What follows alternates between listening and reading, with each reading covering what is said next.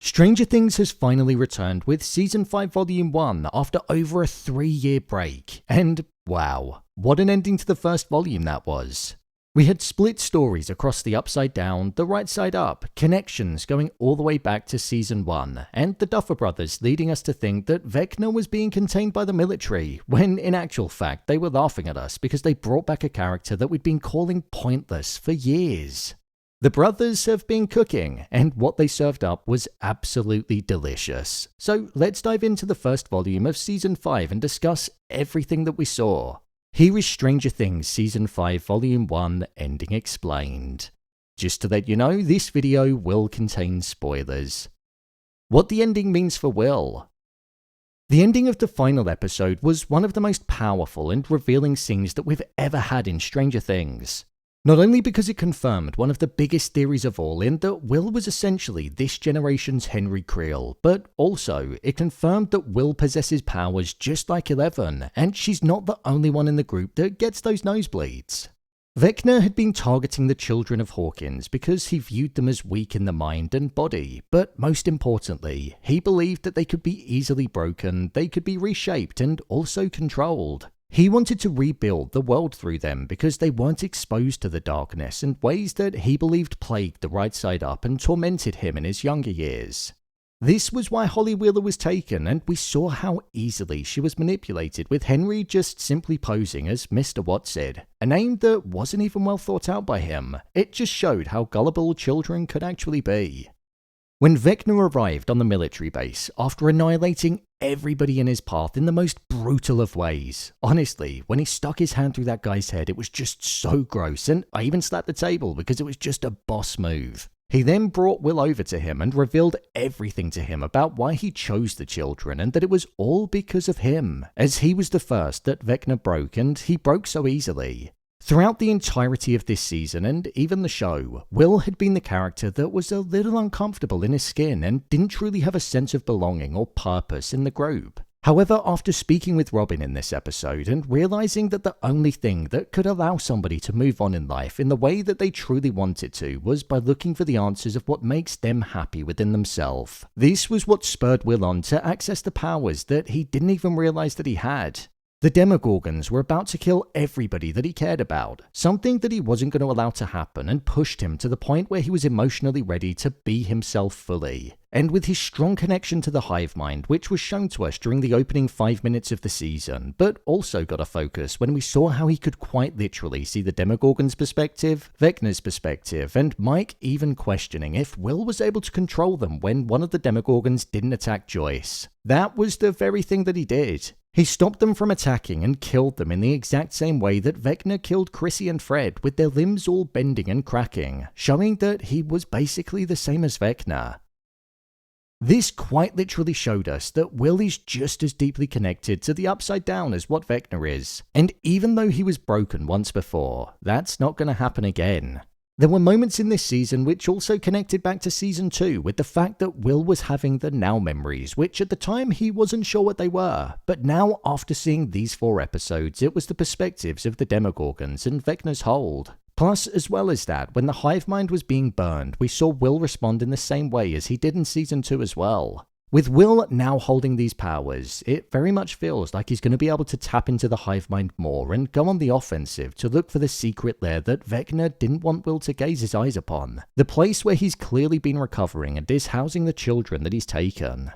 Number 8 returned. Now, I can't actually believe that Number 8 returned in this season of the show. This was another table slap moment when she appeared, and my mouth was wide open with shock. A character in a storyline that we'd all been writing off for years and has had a countless number of memes made about it might just turn out to be one of the most important characters in the entirety of the show. The military operation, which was being run by Dr. K, had built a base within the Upside Down, and for the entirety of the 4 episodes, we were led to believe that they'd captured Vecna, and were utilizing the kryptonite which was sound to keep him at bay within there.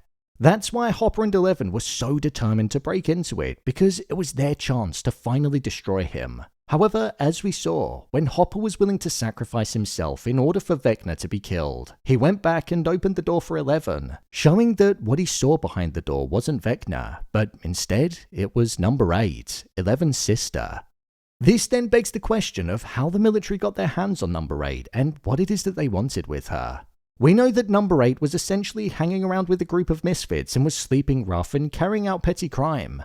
So she could have potentially been caught that way, or maybe there was just documentation that Number 8, Callie, was out there, and they could well have started a hunt. When Dr. K said to Hopper, "Why risk her life for the other?" when talking about 11, at the time when we thought that it was Vecna behind the door, it was obvious why, but now it makes sense as to why Dr. K said that, because it was literally one for the other. Hopper's arc in this season was all about being the overprotective dad to 11, kind of like what we saw in season 2. And with the flashbacks to him seeing Sarah, his daughter, die, he didn't want the same thing to happen with 11, hence why he was willing to sacrifice himself and was stopping her from getting in the way of danger. With Number 8, 11, and Will all possessing abilities, and Will arguably being the strongest of them all because he matches Vecna in terms of being connected to the Upside Down. Vecna is so clearly outnumbered now, so it's definitely going to be game over for him before the end of the year. What happened to Max, and why is Vecna scared of the caves? When Holly was taken by Vecna and kept inside of the memory of his house, Holly was told by Henry to stay outside of the woods. This was because it led to the cave system that Henry was afraid of, and if she got there, then he wouldn't be able to get her back. When Holly received a letter telling her to go to the caves, she followed through with it because she wanted to be like the character that her brother gave her, Holly the Heroic. This was where we saw Max. Max was essentially stuck inside of Vecna's memories because his curse never goes away. With Max being taken, it opened up the fourth and final gate, and she did die for a brief moment, but she felt something that was calling her back. This was the Hawkins Lab massacre, and she then realized that she was living through Henry Creel's memories, leading her right back to 1959. A time in Henry's life which is going to be of great importance and connects to why it is that Henry can't bring himself to go into the caves. Max constantly searched for a way out of the trap, and when she got to a point where she was moments away from escaping due to the Kate Bush track playing, we heard Lucas play it for her in the hospital, but everything went wrong when she tried to run towards it. The music led Max to the memory of the day that Vecna ultimately cursed her and all of the terrible ones that followed. This was then when Vecna followed her and she found her home in the caves, a place where Henry just couldn't go. This cave system is a place where Henry visited when he was younger, and whilst exploring them, he found some scientific equipment which was activated by accident. This transported Henry to the Upside Down. In the alternate world, Henry then saw glimpses of strange creatures and was exposed to the Mind Flayer, which is where he then got the abilities that changed his life forever, ultimately transforming his personality too. This could be leading to the fact that the Mind Flayer is being the very thing that's almost using Vecna as a puppet to carry out all of the darkness that exists in the shadowy underworld, even in the modern timeline. So Vecna might not be the big bad boss after all. With Vecna not being able to go into the caves that are based in Nevada inside of his memory, it's because the true Henry Creel before he was corrupted is preventing him from going in there because of what he saw when he was a child, showing that there is fear that lies within Vecna. Dustin, Nancy, Jonathan, and Steve. These four characters probably got the least consequential story in the new season. We saw them go into the Upside Down and try to track a Demogorgon to Vecna's lair, but outside of that, they were all just kind of arguing with each other for the most part. Steve and Jonathan were trying to outbro each other to impress Nancy, and Steve was also being mean to Dustin, despite the fact that he was still mourning Eddie. I still feel like they're building towards Jonathan's death in the show. In my mind, the fact that he's preparing himself to propose to Nancy, it's got all the makings of him dying before he even gets to do so. So I don't think we'll be seeing the wedding bells chiming when the show returns. My review of Season 5, Volume 1. Honestly, I complained about the wait time for this season, but after watching it, it was well worth the wait. I was hooked from the moment that it started, and I felt re-immersed right back into it. I like the way that the show went down the darker route that I feel made up the likes of Season 2. Upon my rewatch, Season 2 felt so tonally different to the others, and this one has definitely taken some inspiration from that earlier season. When it came to the split of the stories, I thought it all worked really well. I was most invested in the story that had Will leading, probably because it was the most interesting and consequential, and in the previous season he didn't actually get that much of a focus despite being important. Is it just me, or do the Demogorgons seem even more menacing than what they were before?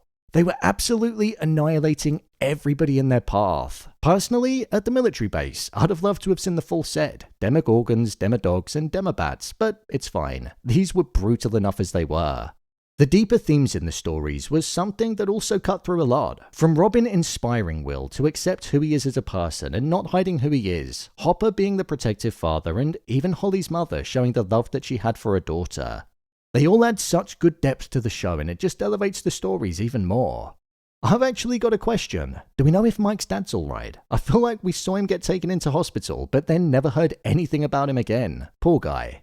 When it came to the performances, all of the characters were performed so well. From Eleven and Hopper's protective relationship to the tenderness between Robin and Will, the comedic nature and grand introduction of Derek, and even the reprisal from Mike, Lucas, Dustin, and Max. Every character just slotted right back into the show, and the performances were as strong as they'd ever been.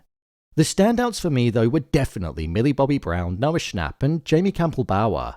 When Vecna first appeared, it was 4 episodes in the making, and it just worked so well. It couldn't have been done any better. The single-take shot of the chaos and devastation that was being caused and the intensity of having Vecna that close to him. It was immersive, and I felt like I could feel the sharpness of his body and the breath of him. I want to say it, and I'm gonna, but Vecna is probably this generation's Voldemort. I just think it's a shame that there's been such a large gap between seasons, because I think that break in time definitely hurts the impact that the character can make. However, after seeing him for a brief but powerful appearance, he's cemented himself as such a great villain, and I can't wait to see what he's going to do when the show returns on Christmas Day. So, there you have it, Stranger Things Season 5 Volume 1 Ending Explained.